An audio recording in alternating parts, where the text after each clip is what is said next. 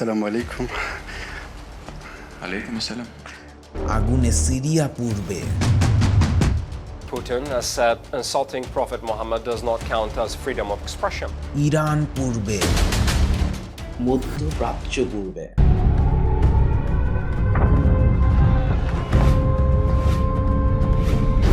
В Израиле проживает почти 2 миллиона человек, выходцев из бывшего Советского Союза и Российской Федерации. Это почти русскоговорящая страна сегодня. কিন্তু রাশিয়া ইসরায়েলের সম্পর্ক পুড়বে না। যুদ্ধের আগুনে পুড়ছে পৃথিবী। এই ছাইয়ের মাঝেও একটি প্রশ্ন বারবার ফিরে এসে আঘাত করে, রাশিয়া আসলে কার বন্ধু, মুসলিমদের নাকি ইসরায়েলের? কখনো তিনি সিরিয়ায় বোমা পড়া বন্ধ করতে মুসলিমদের পাশে দাঁড়ান, আবার সেই একই মুহূর্তে জেরুজালেমের দিকে তাকিয়ে বলেন, ওখানেও আমার মানুষ আছে, আমি কাউকে ছাড়ব না। এই গোপন সম্পর্কগুলোই আমাদের টেনে নিয়ে যায় এক গভীর বাস্তবতায়। রাশিয়া মুসলিমদের বন্ধু নাকি ইসরায়েলের বন্ধু? এই জটিল সমীকরণ বুঝতে হলে আমাদের ফিরতে হবে প্রেক্ষাপটে।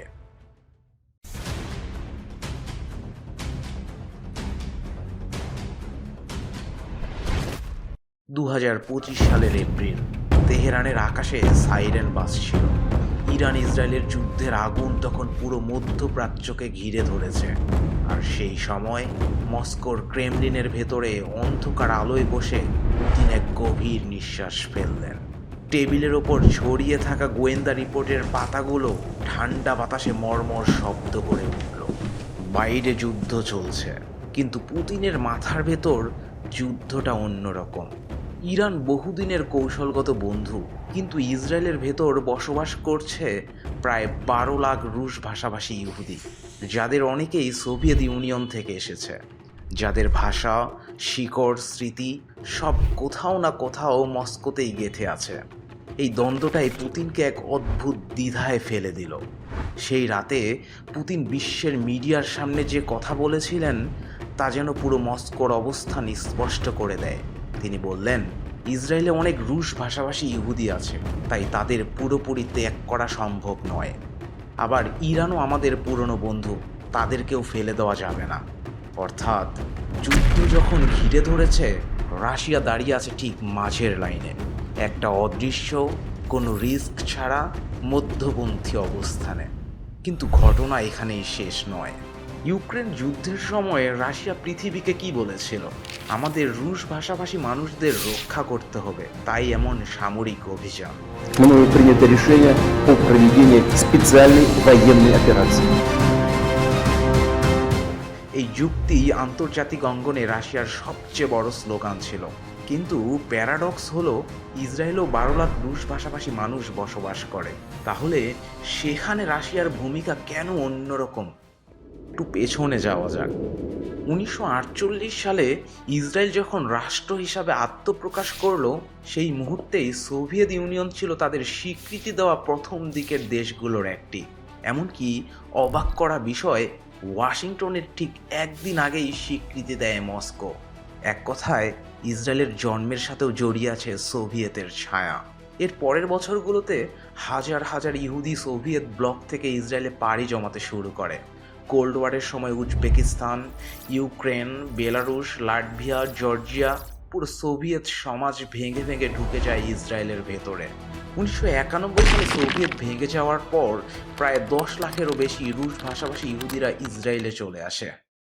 আজকের ইসরায়েলকে যদি একটি ডিজিটাল স্ক্রিনে দেখা যেত, আপনি দেখতেন প্রযুক্তি, রাজনীতি, শিক্ষা সব ক্ষেত্রেই ছড়িয়ে আছে সেই সোভিয়েতের ছোঁয়া। আজকের দিনে ইসরায়েলের অনেক মন্ত্রী, এমপি, নীতি নির্ধারক সবার শিকড় কোনো না কোনোভাবে রাশিয়ান। সংসদের ভেতরেই এমপি মন্ত্রীর প্রায় 15 থেকে 20% মানুষ রুশ ভাষাভাষী পরিবার থেকে এসেছে। অর্থাৎ যে রাষ্ট্রটি মধ্যপ্রাচ্যে আমেরিকার সবচেয়ে শক্তিশালী বন্ধু, তার ভেতরের একটা বিশাল অংশের শেকড় আবার রাশিয়ান। 2025 সালের সেই যুদ্ধের সময় এই জটিল ঐতিহাসিক সম্পর্কই পুতিনকে দাঁড় করায় মাঝের লাইনে। ইসরায়েলকেও ফেলা যাবে না, আবার ইরানকেও না। কারণ গল্পটা শুধু রাজনীতির নয়, গল্পটা মানুষের ভাষা, স্মৃতি, শেকড় এবং ইতিহাসের গভীর বন্ধনে জড়ানো। এই সম্পর্কটাই আজ মাঝে মধ্যে বন্ধুত্ব, মাঝে মধ্যে দ্বন্দ্ব আর রহস্য সব মিলিয়ে এক জটিল প্রেক্ষাপট তৈরি করে। মস্কোর সেই অন্ধকার কক্ষে পুতিন যখন ইরান ইসরায়েল যুদ্ধের বিশাল মানচিত্রের দিকে তাকিয়ে আছেন, তখন আরেকটা সত্য বারবার তার মাথার ভেতরে ঘুরছিল। ইসরায়েলের ভেতর রাশিয়ান প্রভাব শুধু ভাষা কিংবা স্মৃতিতে নয়, ক্ষমতার কেন্দ্রেও ছড়িয়ে আছে। রাতে মস্কোর জানালার বাইরে তুষার পড়ছে, ভেতরে হালকা আলো। পুতিনের ডেস্কের উপরে একের পর এক নাম ঝলসে উঠল: রোমান আব্রাহামোভিচ, পেট্রো আভেন, মিখাইল ফ্রিডম্যান, রাশিয়ার সবচেয়ে ধনী, সবচেয়ে প্রভাবশালী কয়েকজন। আর তাদের পরিচয় সরাসরি স্বঘোষিত ইহুদি। কিছু ইতিহাসের পাতা তো এখানেই থেমে থাকে না।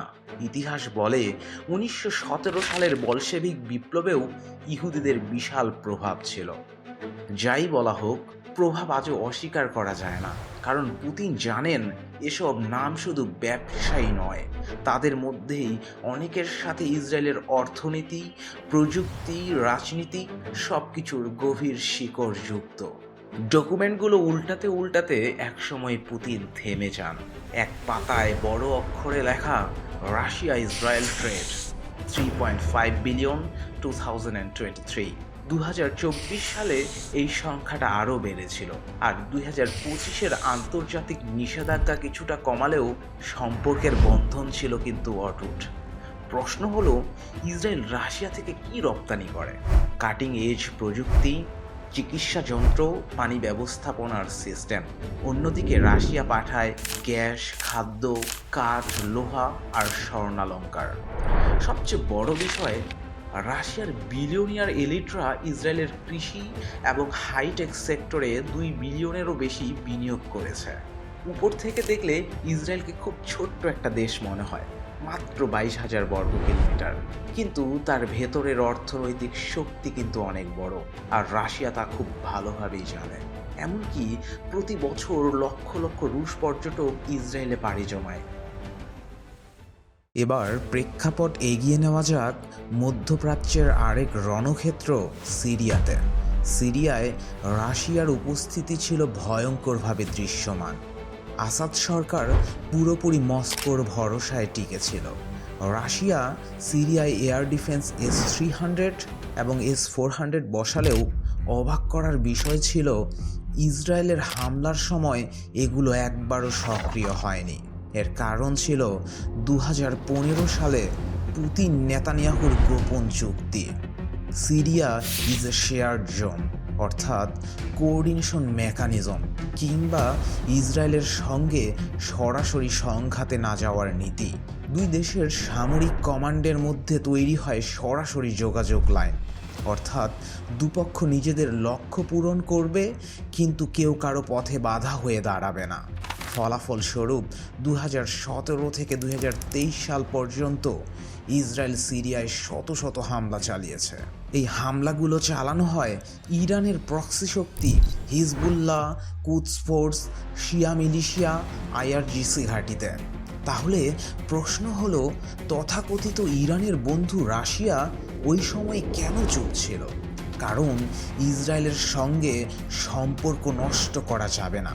বিনিময়ে রাশিয়া পেয়েছে টার্টুস নৌঘাঁটি, যা ভূমধ্য সাগরে তাদের একমাত্র নৌবন্দর। একই সঙ্গে মার্কিন প্রভাব ভরা অঞ্চলে নিজের শক্তি প্রদর্শন।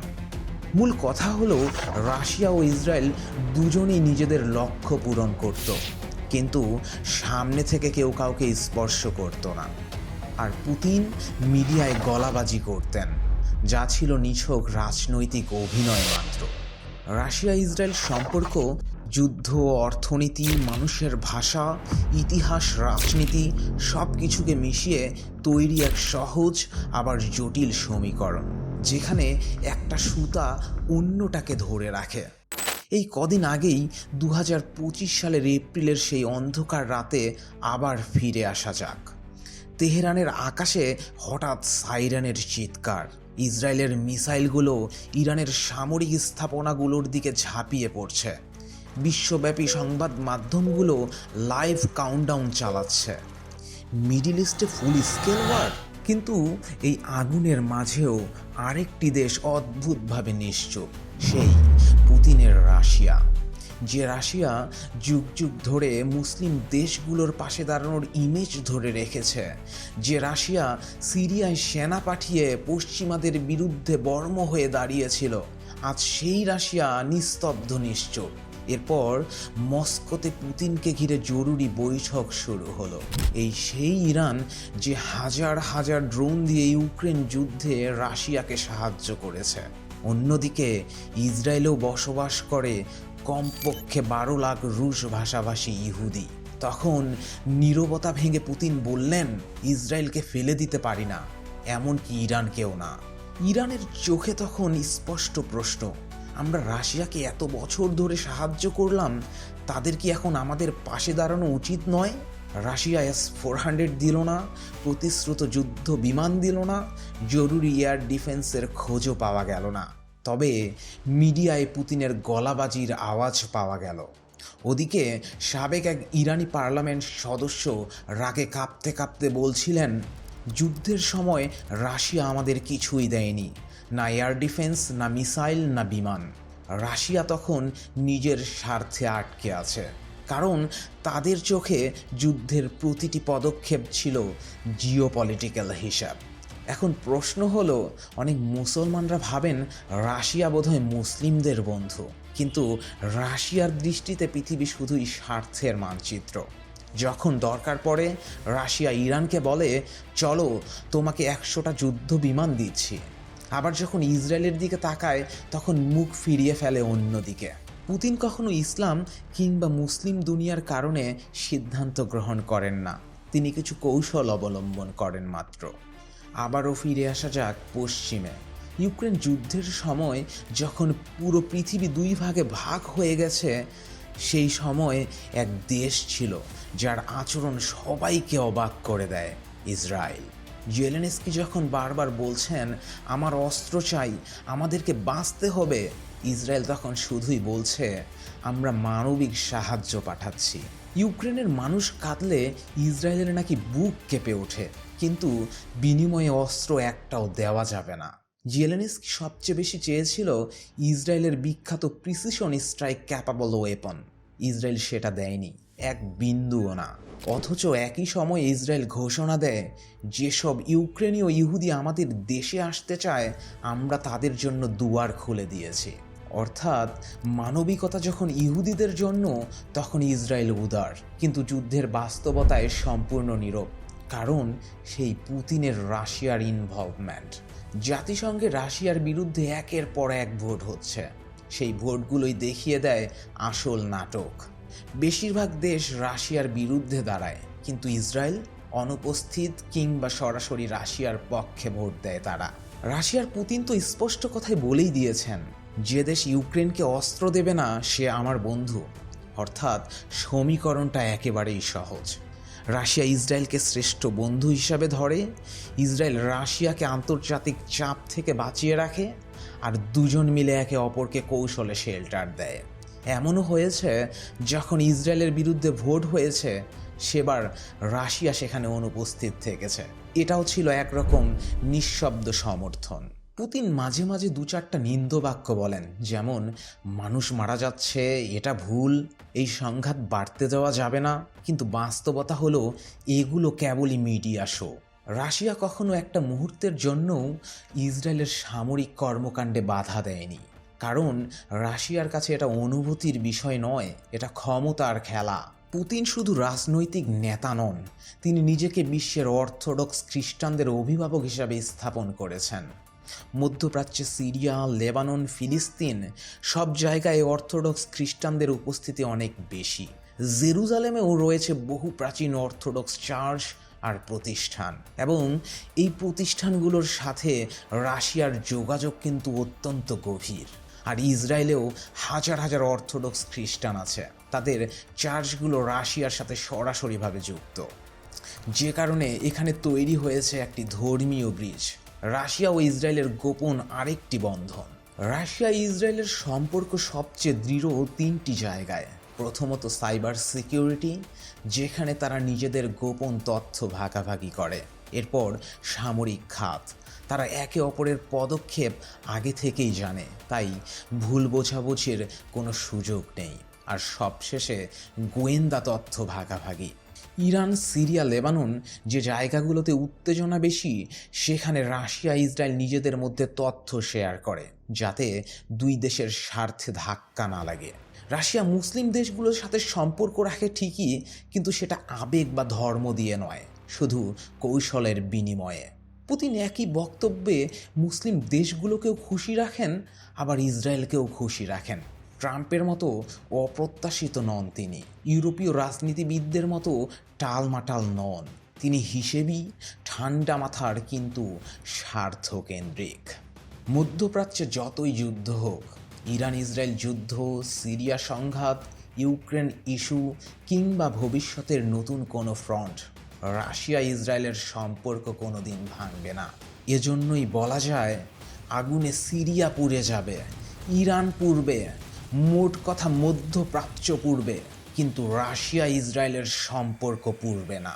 সব বিশ্লেষণ শেষে স্পষ্ট হয়ে যায়, পুতিনের রাশিয়া ধর্ম দিয়ে বন্ধুত্ব বেছে নেয় না, আবেগ দিয়ে জোট করে না। তিনি চলেন স্বার্থ দিয়ে, শক্তির দাবাবোর্ডে ঠান্ডা মাথার চাল দিয়ে। তাই প্রশ্নটা যতই ধর্মীয় দেখাক, উত্তরটা পুরোপুরি ভিন্ন। রাশিয়া না মুসলিমের, না ইসরায়েলের, রাশিয়া শুধু রাশিয়ার বন্ধু। এটাই বিশ্ব রাজনীতির আসল সত্য।